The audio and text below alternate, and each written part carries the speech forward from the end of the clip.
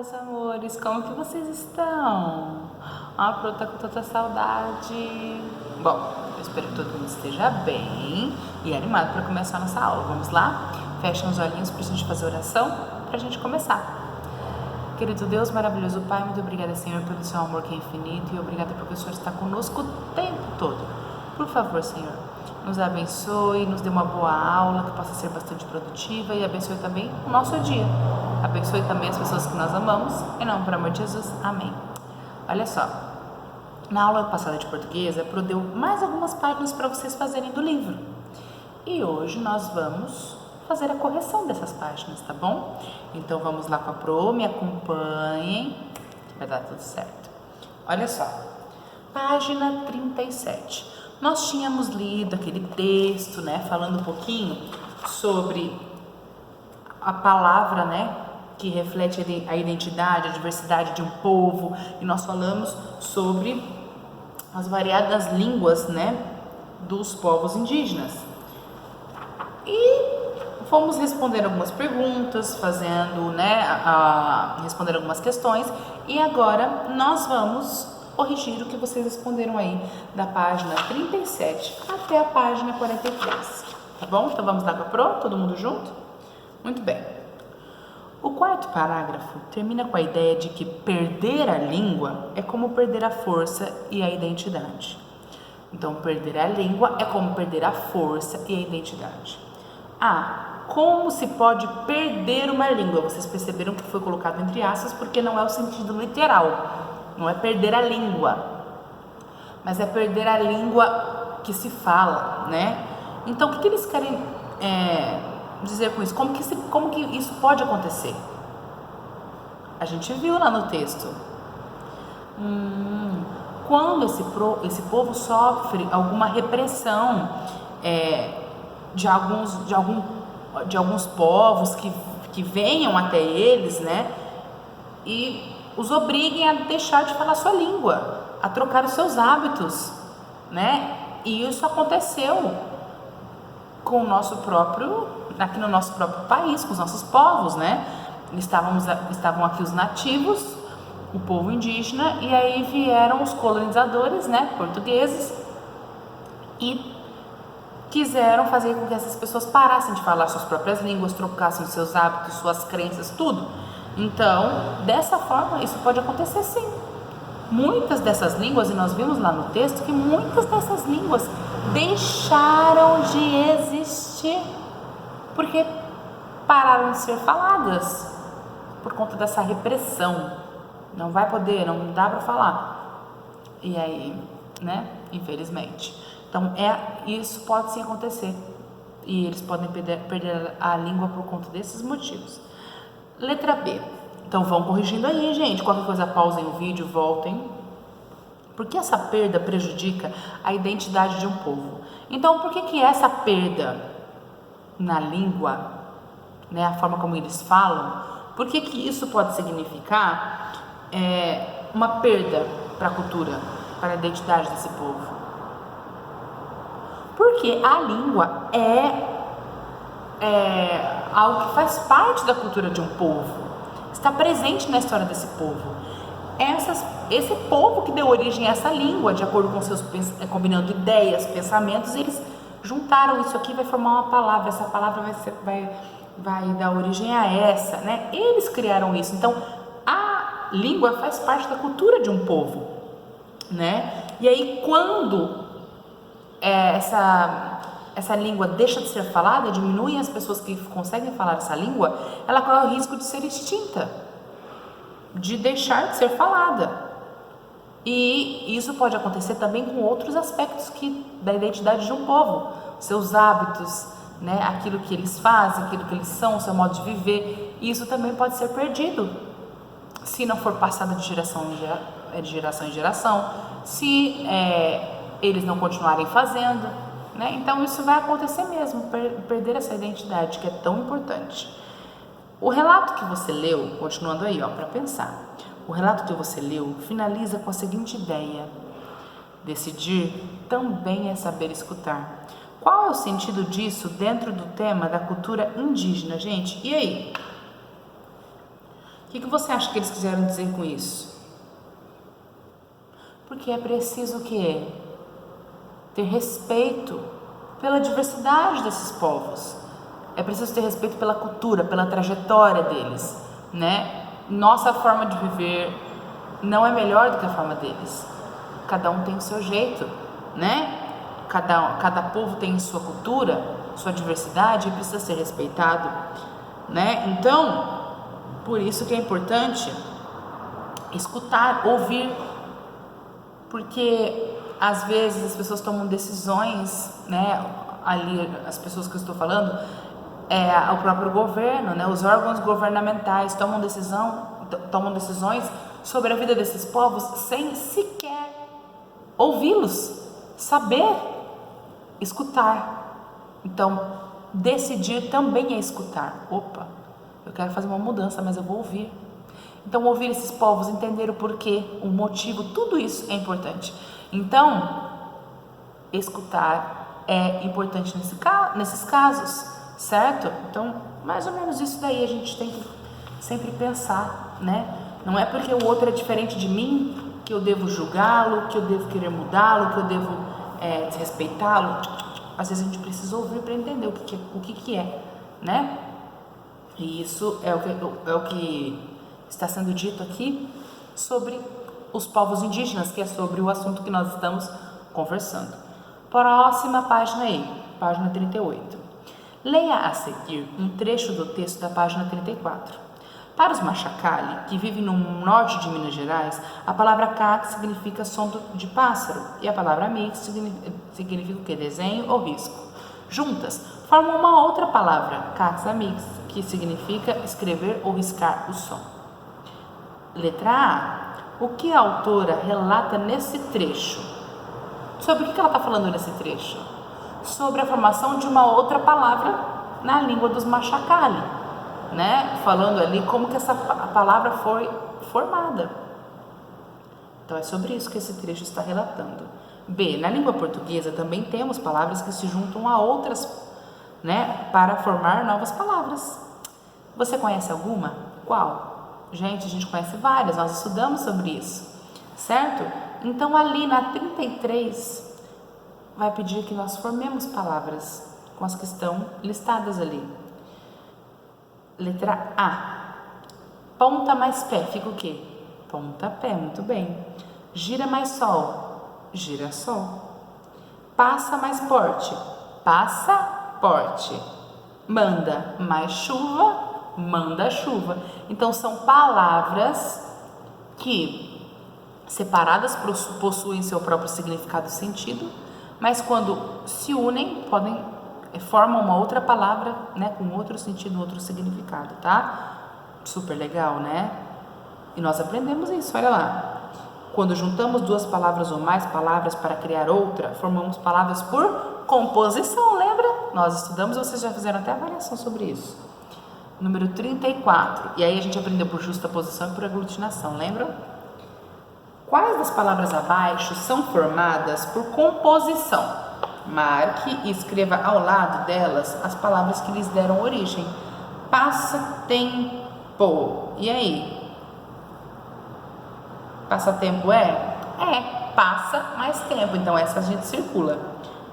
Catavento. Também. Cata mais vento. Então essa também está certa.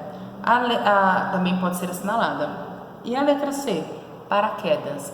Também. A palavra para mais quedas. Conhecimento. Não. Conhecimento não. E. Identidade. Também não. F. Sociocultural. É a mistura da palavra sócio, a junção, né, aliás, da palavra sócio mais cultural. Então, essa letra F também é. Então, era para assinalar letra A, letra B, letra C e letra F.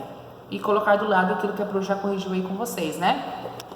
As palavras que foram juntadas para formar essas que estavam à frente. Página 39, vamos lá.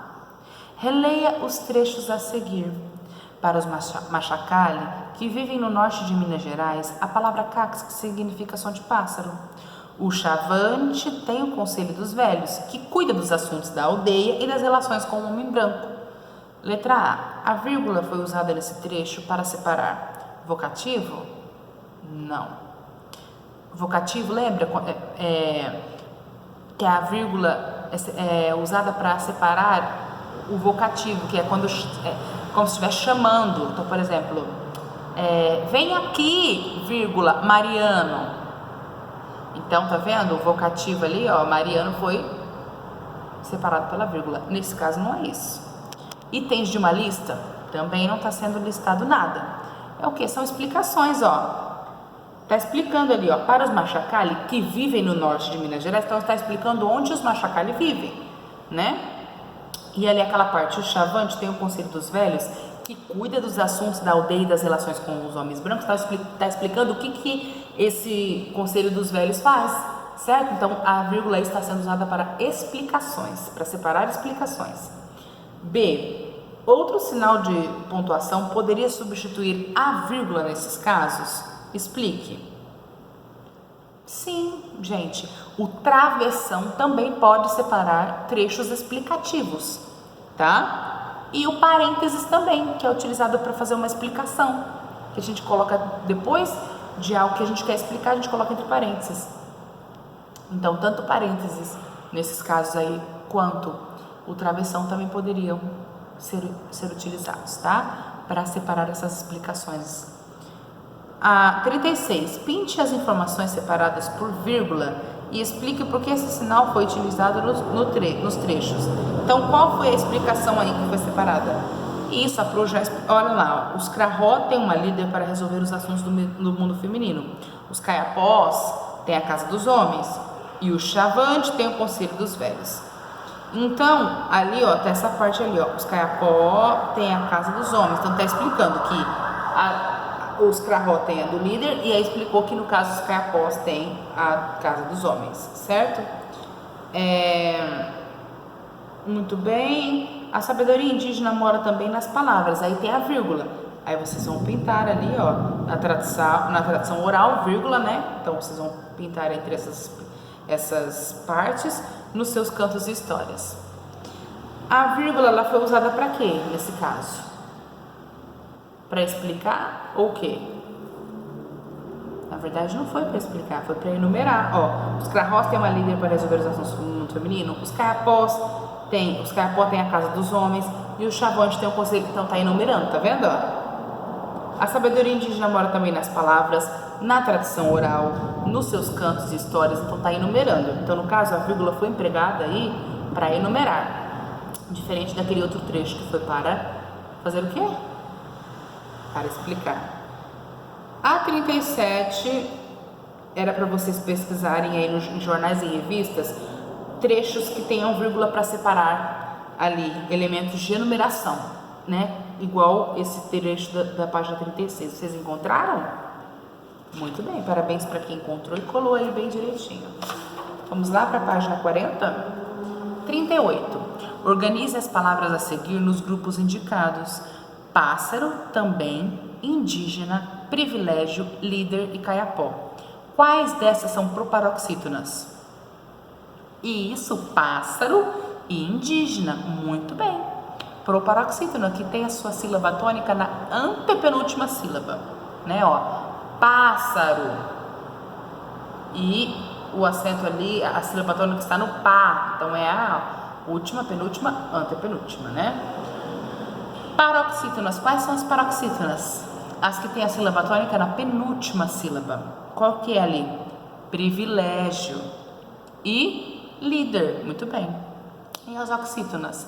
São as que têm a sílaba tônica na última sílaba. Quais são ali? Isso, também e caiapó. Muito bem. O acento gráfico foi utilizado nas palavras do boxe para marcar a sílaba que deve ser pronunciada com som fechado. Acento gráfico, né? Não é som fechado. Com mais intensidade, som mais forte, né? Com som aberto, e isso, som gráfico, ele faz o som aberto. Privilégio, pássaro, caiapó também, o som aberto, olha lá. Líder, Então, é isso mesmo. Então, com mais intensidade, com som aberto. Não é com menos intensidade nem com som fechado. Letra B. As palavras paroxítonas foram acentuadas porque terminam com L?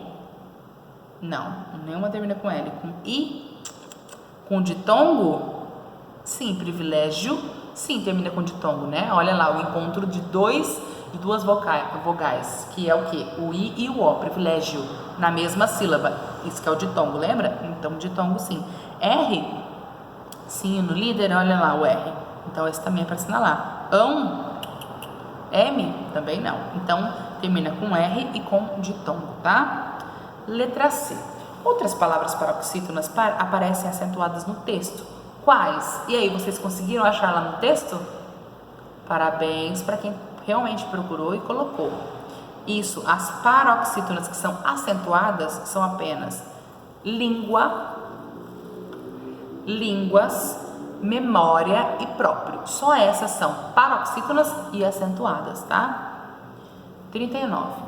Escreva palavras não acentuadas do relato da página 34 que sejam oxítonas e paroxítonas. Vou falar algumas aqui, vocês vejam se tá de acordo com o que vocês colocaram aí, tá? E essas são não acentuadas, oxítonas. Assim, falar, perder, apagar, resolver.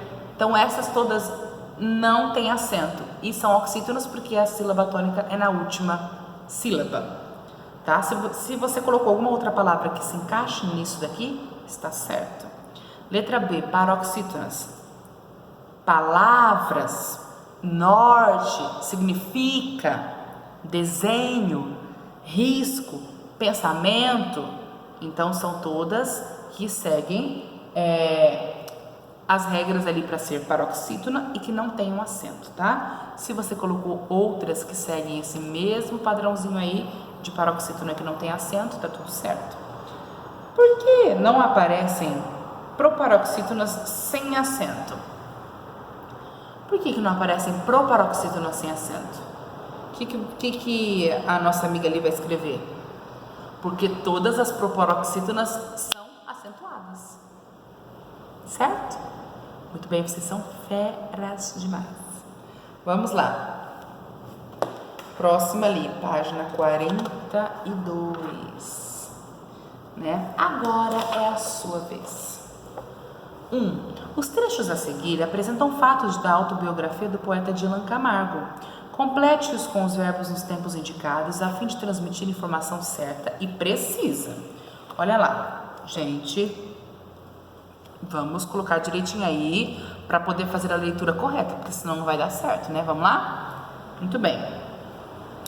Dos 14 aos 18 anos, junto com colegas e amigos, fundamos o grupo Gente Nova. Aí era para colocar ali, ó, criar no pretérito perfeito. Criamos e apresentar no pretérito perfeito. Apresentamos um programa de músicas e comentários na Rádio São Miguel e editar no pretérito perfeito.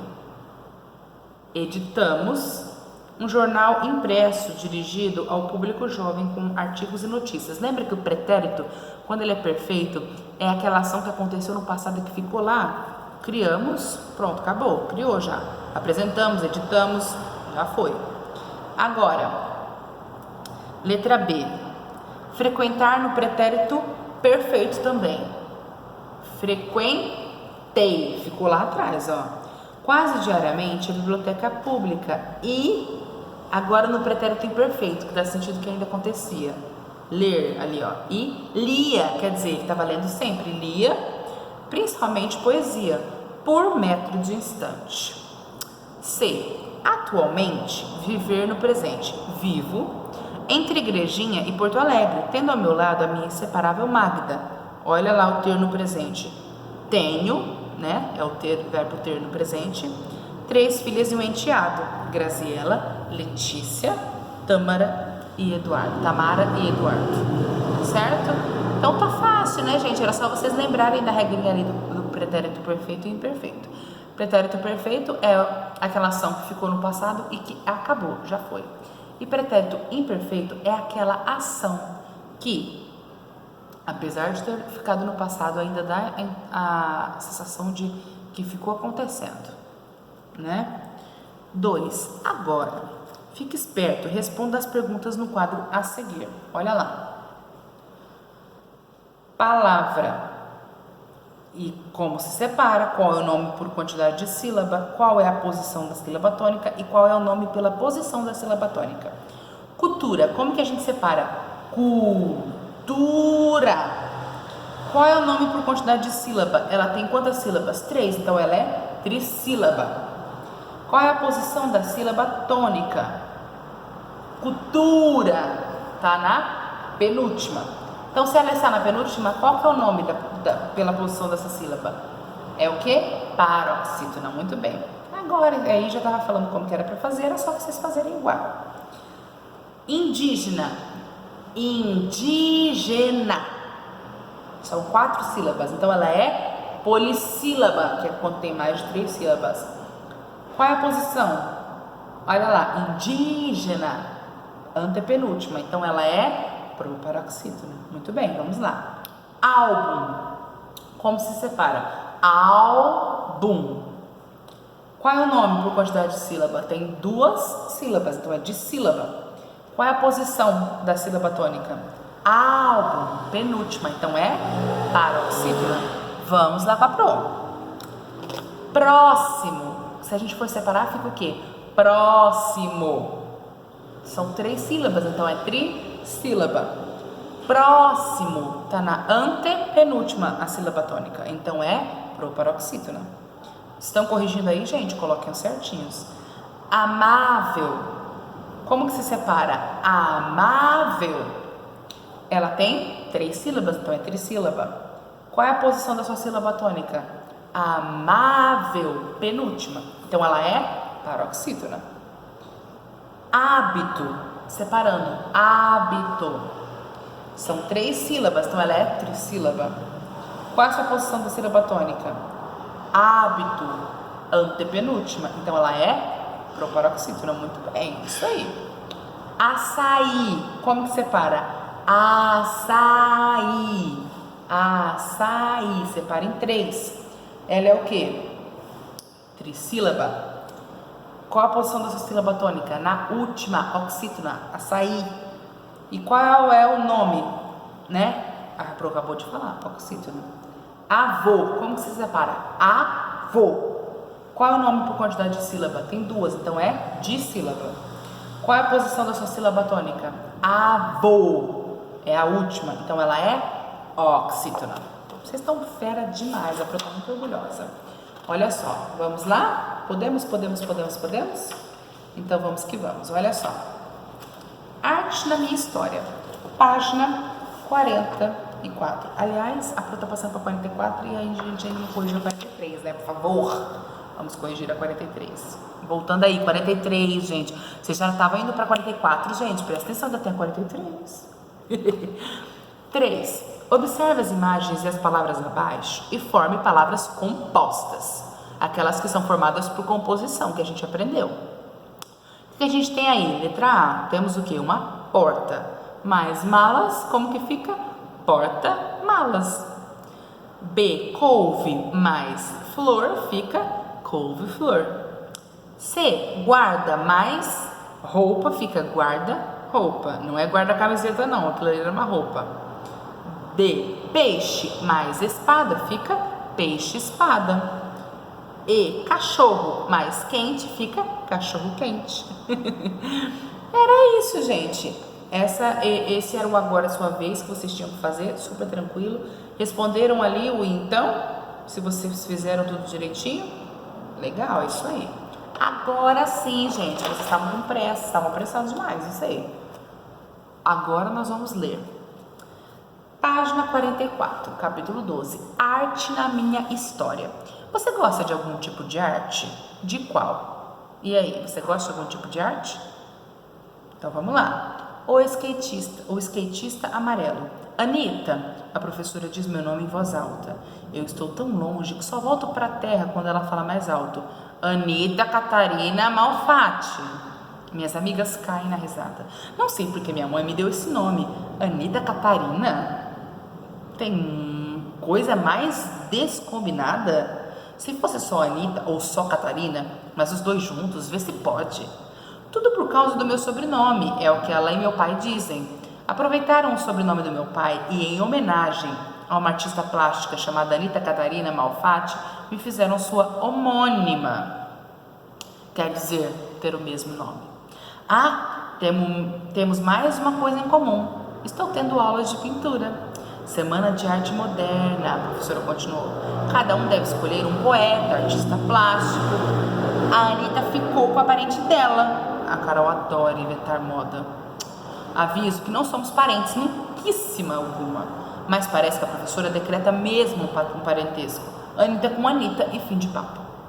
Ora, por que não me dão outra pessoa? Já estou ficando com bronca do meu nome e vou ter bronca dupla com a artista.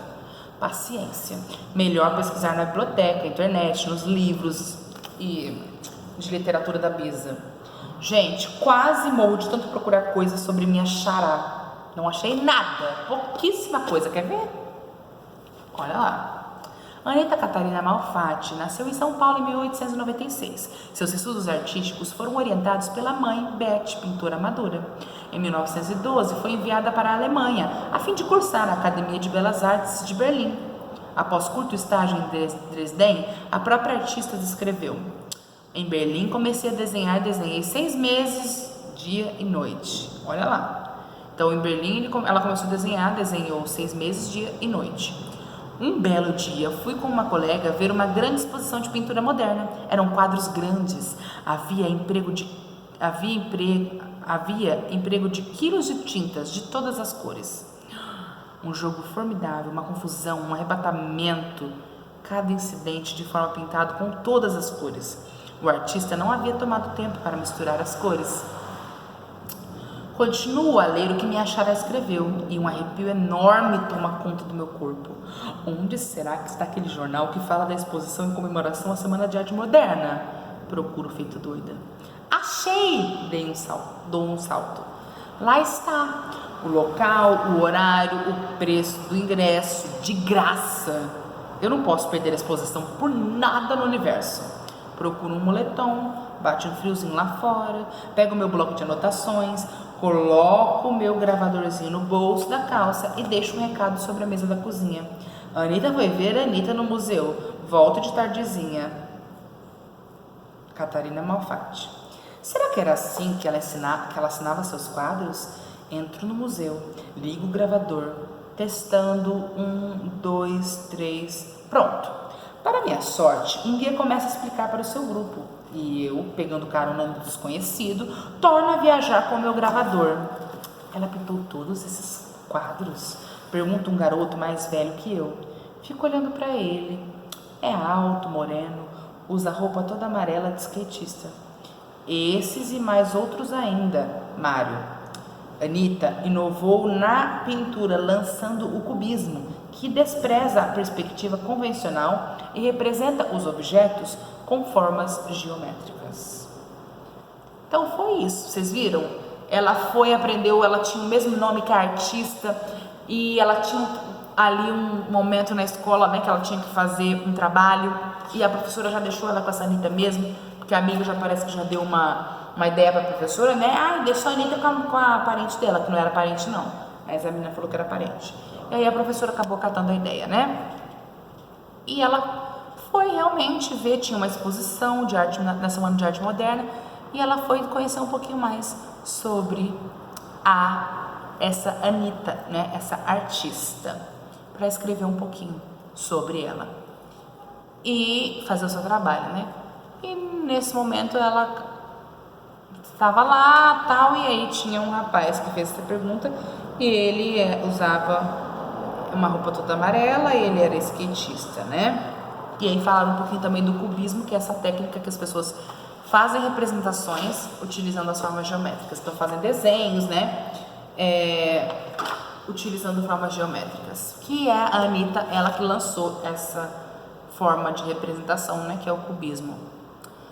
Então, gente, a partir da leitura desse texto que vocês já fizeram, a Pro quer que vocês respondam algumas questões, tá? Tudo muito tranquilo, tá bom? Página 46, página 47 e página 48, tá bom? E aí depois nós vamos corrigir, tá? Super tranquilo, vocês super vão conseguir, tá bom? Qualquer dúvida escrevam para Pro no app ou no chat, mas é sobre esse texto que nós lemos e a Pro conversou um pouquinho aqui com vocês, tá bom? Então façam bem direitinho, para depois nós corrigirmos, tá bom? Um super beijo para vocês e até a próxima aula.